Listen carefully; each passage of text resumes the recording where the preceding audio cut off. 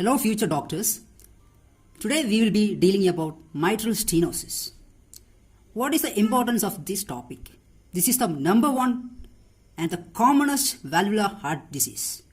That is, you can get a clinical case in your practical exam. You can be asked this in the theory exam and during your practice. This is important. So, what is stenosis? It is simply the narrowing of what? The mitral valve. Okay? In this topic, we will be dealing the topic under 1. The etiology. Number 2. The pathogenesis, which is the most important to understand the concepts in this topic. Third one, the symptoms, then the signs, the investigations, and finally the diagnosis and the treatment of this condition. Let me go into the topic. The normal area of the mitral valve is 5 centimeters square. Coming into the etiology, the number one cause is rheumatic. The second cause occurs in elderly as part of aging and calcification. Number 3 is congenital. Then pathogenesis, reminding you it is the most important. There are 3 changes occurring. 1. Progressive fibrosis. Number 2, leaflets gets calcified. Number 3, there is fusion of what? The cusp and the subvalvular apparatus, that is the chordae tendineae and the papillary muscles. These are the 3 contributing, the main factors. Progressive fibrosis, calcification of the leaflets and the fusion. As part of this, 1 plus 2 plus 3 cause progressive narrowing. This is the reason for stenosis. You get me the concept? Then we will go into the depth. As part of stenosis, mitral valve is in between left atria and the left ventricle. When the valve gets narrowed, left ventricular filling is affected. So, left atria has to contract more. As a result of that, the left atria has to get hypertrophied and get dilated. Because of this hypertrophy, the left atrial pressure is increased. As part of left atrial pressure increases, the pulmonary venous congestion sets in. This is the reason for the number one presentation, the breathlessness. You get me? As part of left ventricular filling get hampered, there is left atrial contraction increases, there is hypertrophy, pressure increases, so pulmonary venous congestion occurs. This is the reason for breathlessness. Reminding you one thing, it is worsened by exertion. I will explain why. During exertion or exercise, there is increase in heart rate. As a result of that, the time for each beat is reduced. So, diastolic time is reduced. About 0.5 second is needed for diastole and 0.3 second is needed for systole. As part of diastole get reduced, about 70% of the blood is filled during diastole. When diastole get reduced, there is passive filling in the left ventricle is reduced. As a result of, the left atria has to work hard because many blood is remaining in the left atria. As a result of this, the left atrial pressure increases again. This causes dyspnea, which is worse on exertion. You get me that point? Yes. Then, I have told you left atria is dilated. This is the reason for atrial fibrillation. It is very dreaded complication. As part of this can be presented as embolism, stroke, TIA, etc. Then, as part of AF, the atria is not able to contract much efficiently. So, left ventricular filling also gets decreased. So, left atria has to pump much hard and left atrial pressure is increased. Because of overload also, there is, as I have told you, that pulmonary venous congestion occurs. The pulmonary venous congestion and pulmonary edema can also sets in. So, during auscultation, you have to look for crepitations that we will be dealing under separate headings. You get me that point? The next one. As part of left atrial pressure is increased.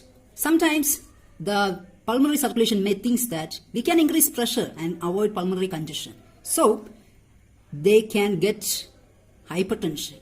Pulmonary hypertension can set in. And right ventricle has to work more hard to pump the blood into the pulmonary circulation. So, right ventricular hypertrophy, dilatation occurs. Hypertrophy means there is greater pressure. So, the right-sided valve, that is the tricuspid valve, undergoes regurgitation because of volume and pressure overload. And the right ventricle cannot function most effectively, so can sets in right heart failure.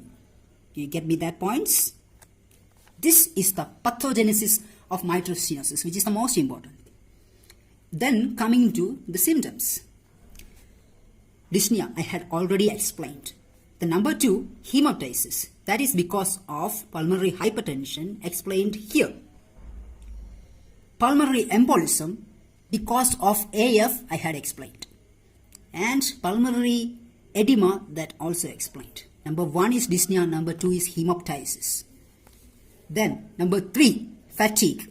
There is heart failure, so cardiac output will be less, so fatigue can set in. There is AF, as a result of that embolism can set in. This can be presented as stroke, TIA, or pulmonary embolisms. Okay. As part of right heart failure, there will be ascites. Then can present with cough as part of pulmonary congestion. So number 1, dyspnea, 2 is hemoptysis, 3 is fatigue, 4 is AF and embolism, 5 is ascites, and the 6th one is cough. Then about the signs. Pay attention. The number 1 finding is loud S1 and opening stamp. What is S1? It is the closure of the mitral valve, and the opening is called opening snap. This loudness is because the pressure difference between the mitral valve is high, so it has to shut more powerfully, resulting in loud S1 and opening snap. You get me? Reminding you that in elderly person, if there is calcification of the valve, this finding will be absent. Okay. Then the typical murmur is mid-diastolic murmur with pre-systolic accentuation. I can explain you what that means. Here, look at, this is the first heart sound, S1, S2. Between this is the systole, duration of 0.3 seconds. S2 to S1 is diastole, which contribute to about 0.5 seconds of the cardiac cycle. This is the mid-diastolic, peaks at the middle of the diastole, mid-diastolic murmur, but with before that the systole, there is accentuation. That's called pre-systolic accentuation. Mid-diastolic murmur with pre-systolic accentuation. This is the systolic part, pre-systolic accentuation. You get me? Okay. Then, the next finding, as part of hypertrophy, what occurs? The apex beat will be tapping in nature. Next one, tricuspid regurgitation that I had explained here. Then, crepitation because of pulmonary edema. Then, pleural effusion can also set in. Loud P2 because of pulmonary hypertension. So, quick recap. Loud S1, mid-diastolic murmur with pre-systolic accentuation, tapping apex, tricuspid regurgitation features, crepitations, pleural effusion, loud P2. So, I had told you that there is narrowing. When the symptom sets in is when the valve area is less than 2 centimeters square. When we say it's severe, when the area becomes less than 1 centimeter square, not that. Okay. Then coming to the investigations. ECG. I had told you there is right ventricular hypertrophy. As a result of this, right axis deviation sets in. We cannot explain it right now. We will be dealing a separate ECG video in this, and that we will be dealing in later. So, right axis deviation and right ventricular hypertrophy features will be there. There will be tall R wave. Normally, the R wave gets taller only in V4 to V5. That's called R wave progression. Then there will be features of atrial fibrillation. That is, the P wave cannot be seen. Instead, there will be fibrillation slides. There will be P mitral. This is P mitral. Because of the left atrial enlargement, there is, in addition to that single P wave, there will be an elevation as part of left atrial hypertrophy. Then next is chest X-ray. In this, we can find left atrial enlargement, pulmonary venous congestion. We can see pulmonary vessels more prominently.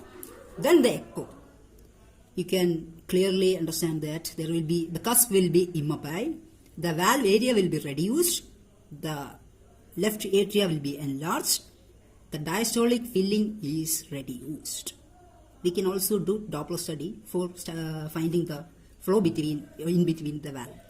Then about the treatment, there are medical treatments and surgical treatment.